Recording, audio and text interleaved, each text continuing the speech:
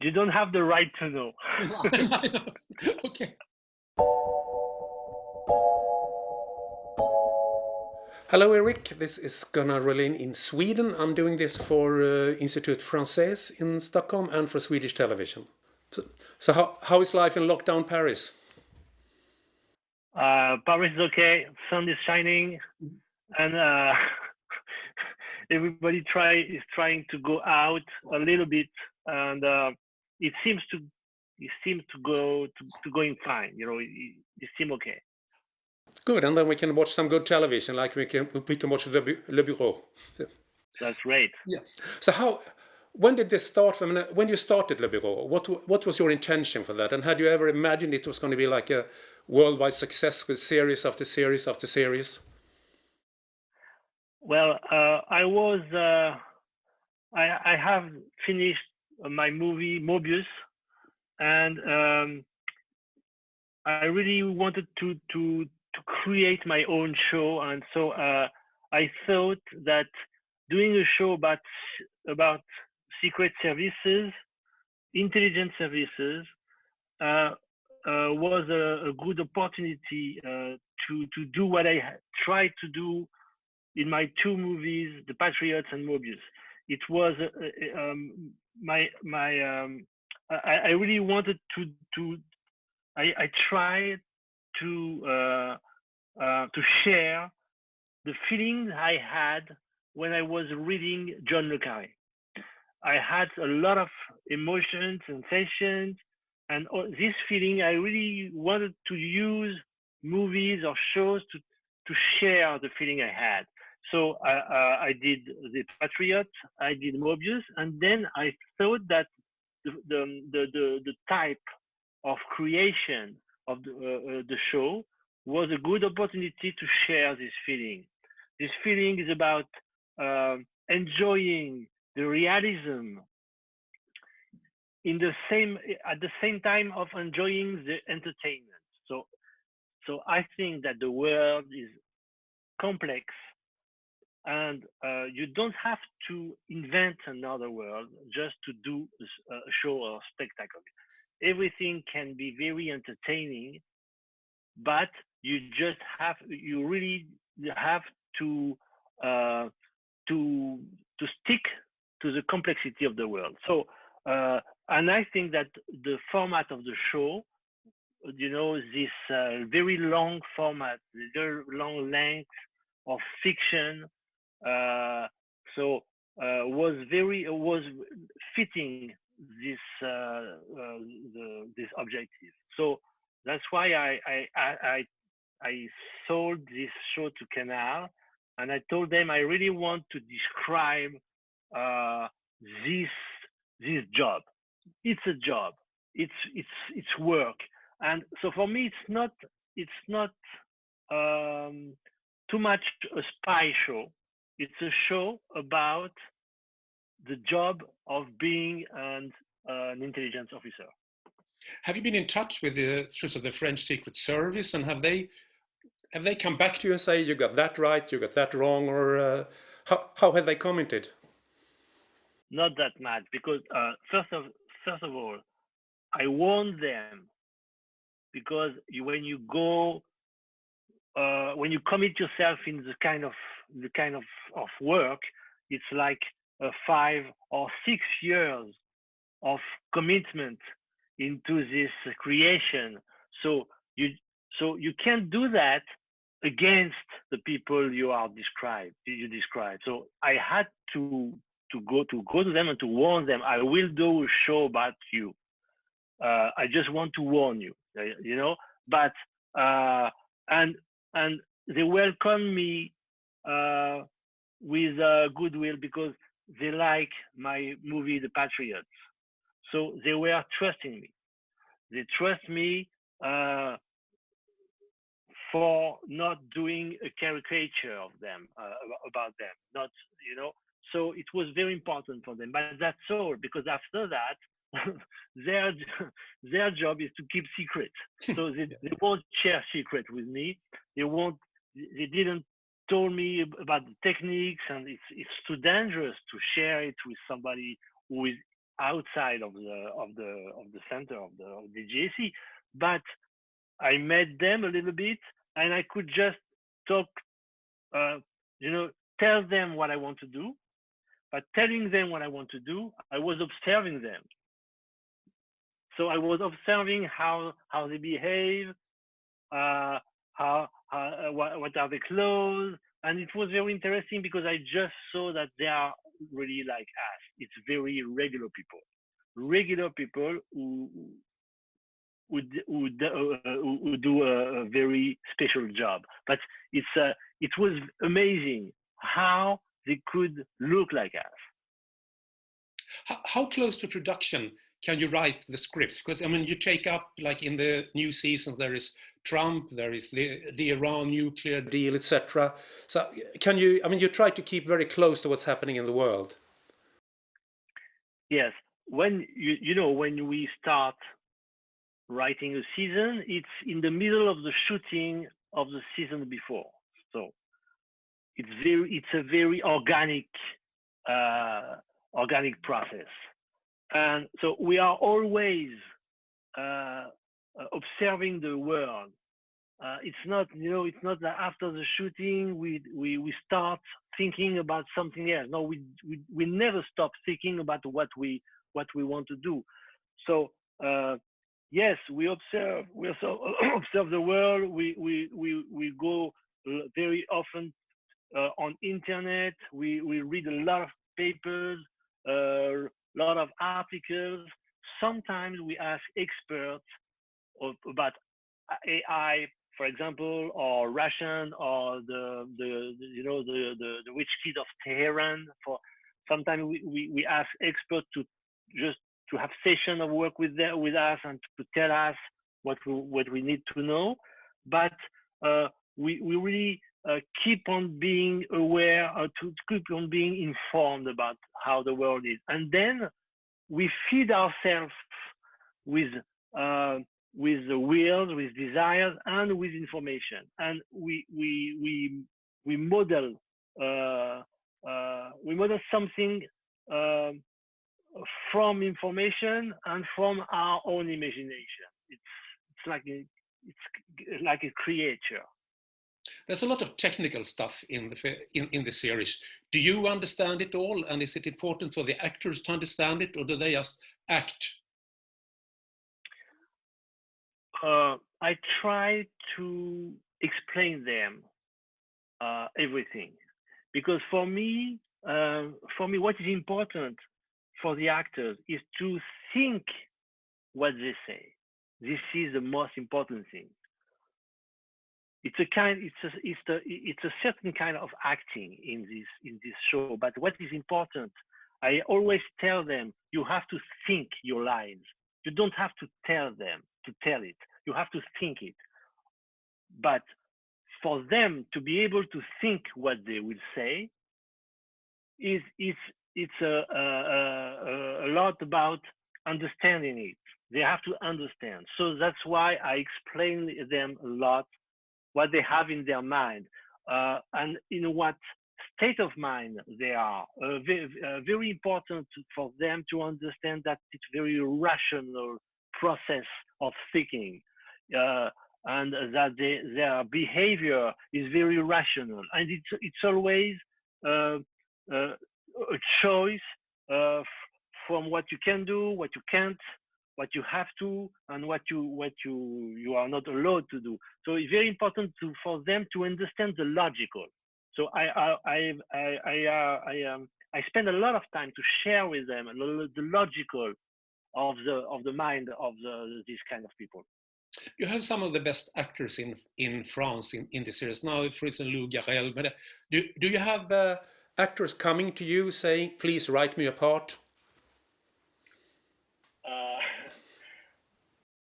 Yes, it could happen. Yes, not at the first season. When we did the first season, we asked the actor to come and But after 3 seasons and the success of the show, and actors they like the show, and even the directors, even Jacques Audiard. I asked Jacques Audiard to end the fifth season, but he did it because he really enjoyed the show. So yes, actors now, it's simpler. It was simpler to ask them to come and to do a part, but we have to anyway. We can't write any kind of part for this kind of actors. So we need the opportunity to give them a very strong character like Mille Sabor for Garel, for example.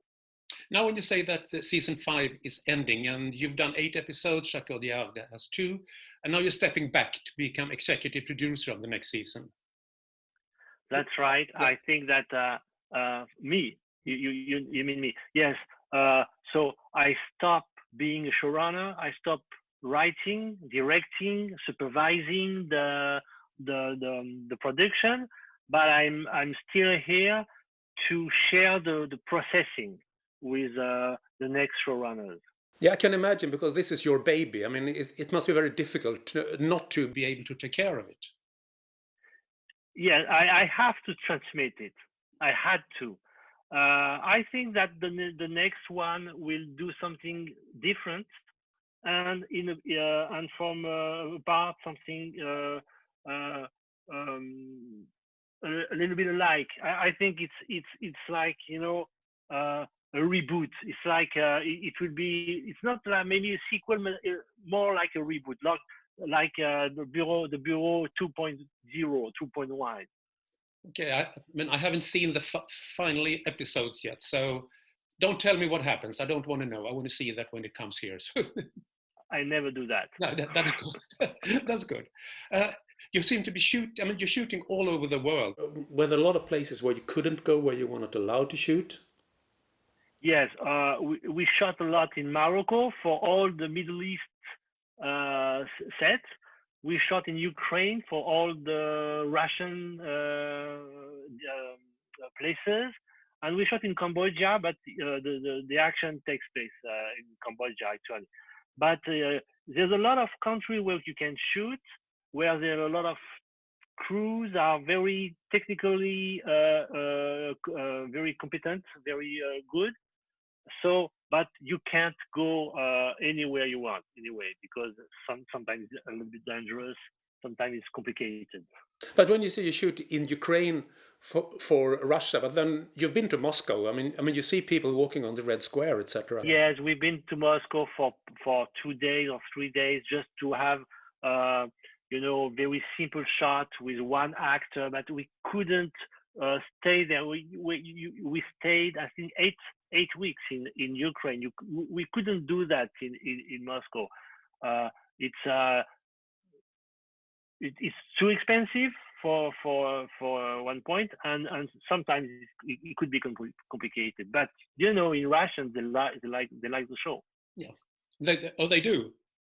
Yeah, they like the show. They enjoy the show, and anyway, the FSB is not humiliated, because FSB, like, you know, Mossad or CIA or MI5 or the GST, it's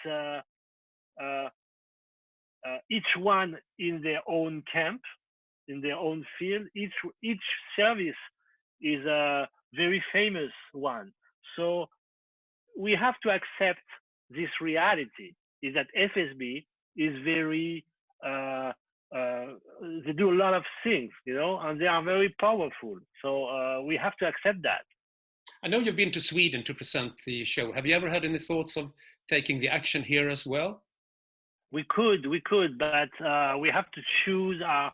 So we really could, and if the action could take place during the COVID crisis, it could be very interesting to come to because you know what, the COVID crisis, I think, opened a new area of intelligence, the care intelligence, you know, the intelligence about disease and pandemia. So it could be very interesting to come to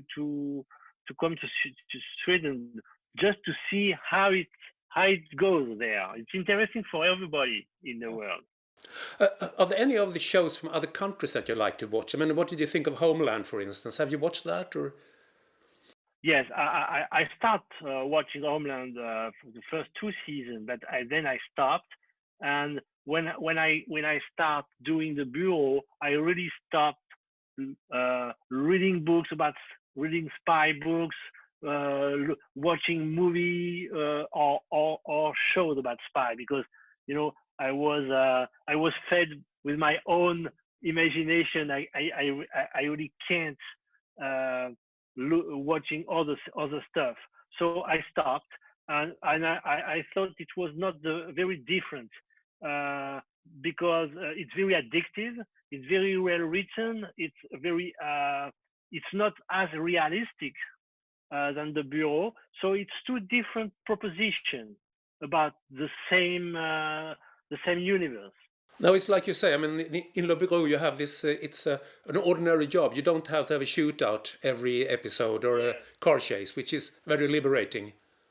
But because I think that the world is very complex, that's true. But you have everything you want in the history and the world. You want an assassination of a political leader, you have it. You can find it. But you have to tell this story with the same obeying the same rules and the same logical that you find in the world. This is my style. This is my will. And you can do a show with another kind of rules. And these rules, I could say that it's like ethical rules.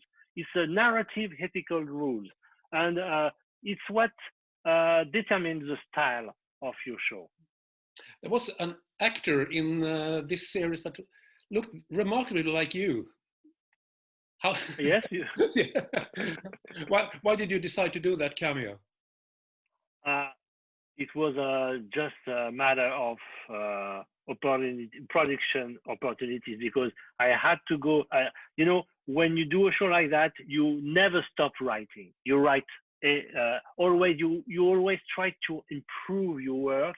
So you write during the shooting. So I realized that we need this kind of scene just to enforce, to strengthen the character of Caesar, of Pacemaker. And we need, I really felt the need of these scenes, but it was too late to find an actor. It was too late to do a cast.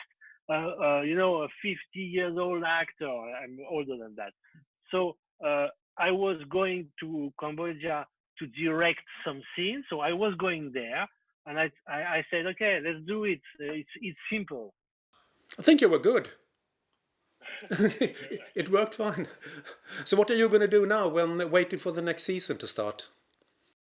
The next season so the reboot of the Bureau will be on tracks very soon, and for me, I will try to I will work on another show. I think a bigger one, a larger one. I want to enlarge my vision. So maybe it will be my next show, with a larger vision of the world. The same genre? Same? The same genre? Or maybe. Maybe. You don't have the right to know. Okay. Okay, well, thank you very much.